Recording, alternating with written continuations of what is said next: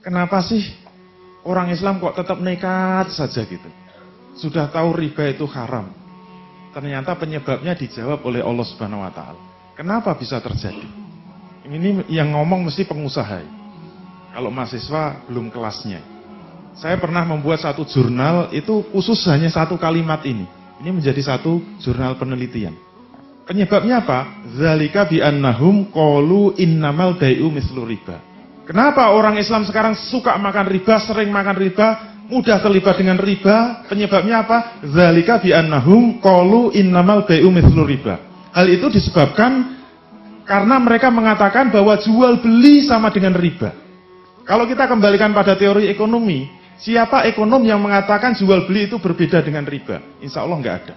Kalau pengusaha ditanya, insya Allah jawabannya juga sama. Contoh sederhana, misalnya kita punya uang 10 juta. Mau digunakan untuk apa 10 juta? Beli sepeda motor second. Second sekarang 10 juta ya, masih bagus. Untuk apa? Beli sepeda motor second untuk kita jual. Harganya berapa? Misalnya 10 juta 500 ribu. Modalnya berapa? 10 juta. Kemudian untungnya berapa? 500 ribu.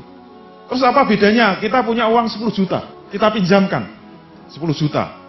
Mau nggak? Mau. Tapi nanti baliknya 10 juta 500 ribu. Modalnya berapa? 10 juta. Untungnya berapa? 500 ribu. Bedanya apa? Seorang bisnismen, pebisnis sejati akan mengatakan itu sama. Modalnya sama-sama 10 juta, untungnya sama-sama 500 ribu. Terus ada masalah apa? Nggak ada masalah kan? Kesimpulannya apa? Sama. Kalau orang ekonomi diperinci lagi kan, pasar kan dibagi 4 kan. Pasar itu ada pasar barang, kemudian ada pasar faktor produksi dibagi 3. Ada pasar lahan, pasar tenaga kerja, kemudian ada pasar modal atau pasar keuangan. Kalau kita pecah jadi 4, ini nanti hasilnya tetap sama. Yang disebut pasar barang itu apa? Kita punya uang 10 juta, kita belikan barang, kita jual.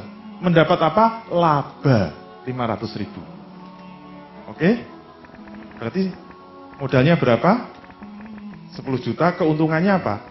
500 ribu disebut laba di pasar barang. Di pasar lahan, misalnya kita punya uang 10 juta, kita belikan lahan, kemudian kita sewakan.